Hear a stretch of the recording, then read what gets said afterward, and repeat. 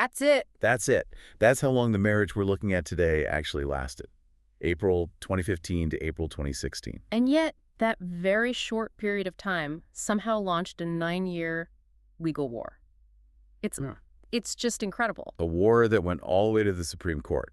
The case is Kiran Jyot Maini v. Anish Pramod Patel. And this isn't just about the time wasted, right? It's about this huge financial gap between two very, very successful people. Exactly. That's the real twist here. This isn't a case where one spouse is completely dependent.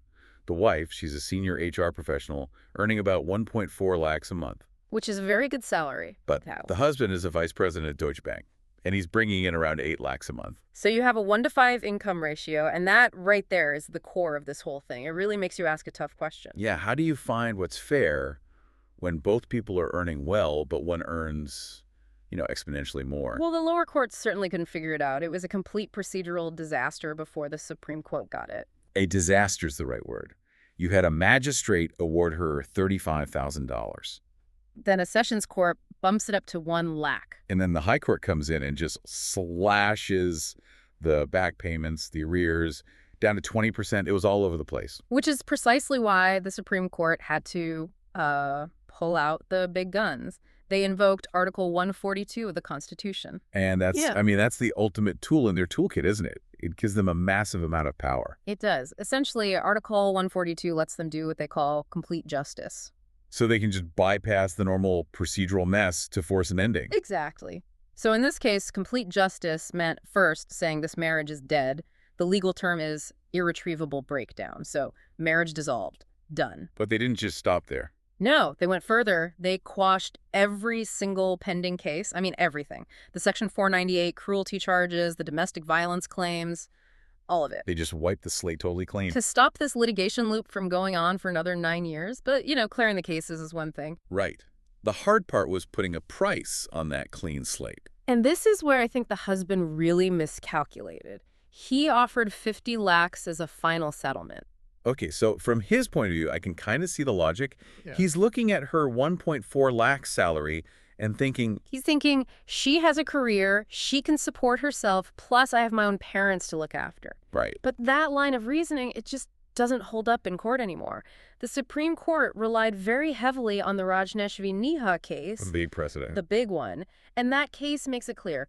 Alimony isn't just about survival. It's not about preventing starvation. It's about maintaining the marital standard of living. So the fact that she's a working wife is almost beside the point if her lifestyle is going to tank after the divorce. Precisely. The court saw that huge gap, that 1.4 lakhs versus his 0 lakhs, and they said there's no straitjacket formula for this. Twin magic calculator. No. They use what they call a broad rubric. They look at social status, reasonable needs, future security, and under that rubric, 50 lakhs was just insufficient.